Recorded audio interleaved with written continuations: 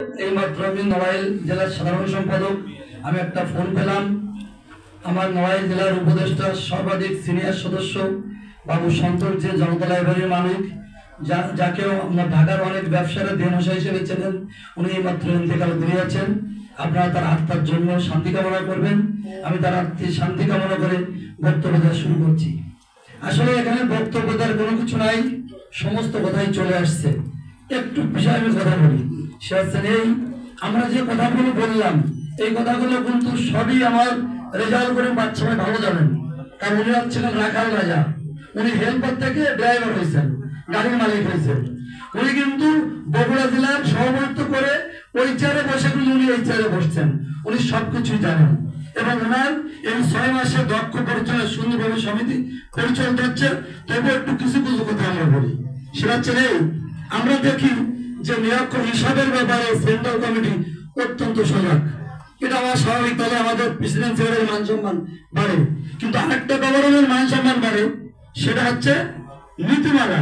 নীতিমালা যদি না থাকে কোনো ব্যবসায়ীর সম্মান থাকে না। একজন কাছে একরকম দাম চলে কি সম্মান থাকে ভাই? কিন্তু আমরা এখানে দেখছি নীতিমালা যদি হিসেব যদি সঠিক না করায় নির্বাচন করতে পারবে না ওই জেলার প্রেসিডেন্ট সেক্রেটারি ক্যাশিয়ার। এটা তো শুনছি যে আরো 10 বছর আগের থেকে। কিন্তু আমরা কেন নীতিমালার ব্যাপারটা এরকম আনতেছি না যে নীতিমালা যে জেলায় থাকবে না সেই জেলার প্রেসিডেন্ট সেক্রেটারি ক্যাশিয়ার নির্বাচনের যোগ্য হবেন। আমি আশা করবো এটা আনবেন যে যেখানে নীতিমালা নেই, যেখানে সম্মান নেই, সেখানে ব্যবসা নাই। আর এই যে আমরা মিনিমালি বলি যে ভাই কোম্পানি প্রতিনিধিও বলবেন আমি ফ্র্যাকশনটা থাকে না। এই 10 বছর ধরে আমরা বলে আসতেছি ফ্র্যাকশন বিলীন কোনো কোম্পানি বই করেনি। 1032, 1090, 1580 এই টাকা রাখা যায় বলেন ভাই? রাখা যায়। আমরা বারবার বলছি ফ্র্যাকশন বিলীন ফ্ল্যাট রেট করেন, করেনি। চলে গেছে, পাবলিক কিন্তু জানে না যে ডোনেশন দিয়ে পয়সা পাতি হয়।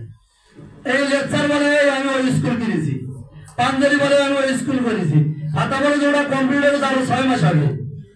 ওটা বলে কি যে ওটা আমাদের কমপ্লিট করে আমাদের বেইজ্জতি করা, সেট ধরে বই দেওয়া, এটা কিন্তু বারবার বলতেছি সেন্ট্রাল কমিটিতে। বারবার আমরা কিন্তু এই মাইক দাঁড়িয়ে বলি আপনারা দেখেন দেখেন দেখেন। এই দেখেন আজকে কিন্তু লেকচার পাঞ্জাবি যে কোম্পানি সারা দেশে ব্যবসা করে তারা কিন্তু নাই।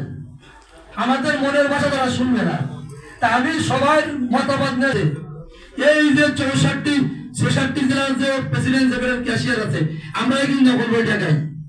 আর আমার নকল বই টাকাই বলে আজকে কোম্পানিতে বাহাদুরি বিভিন্ন দেশ সফর বলে কি বলে ঠিক কিনা?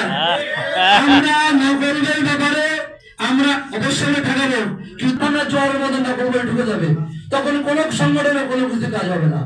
যখন মানুষের আইনের মধ্যে শ্রদ্ধা থাকে তখন কিন্তু মানুষ আইন হাতে তুলে নেয়। অতএব আমার রেজাল্ট করে বাচ্চা ভাই দক্ষ সাংগঠনিক লোক, তিনি জেলা থেকে উঠে আসছেন এই পর্যায়ে, উনি জিনিসটা আসলে বুঝবেন।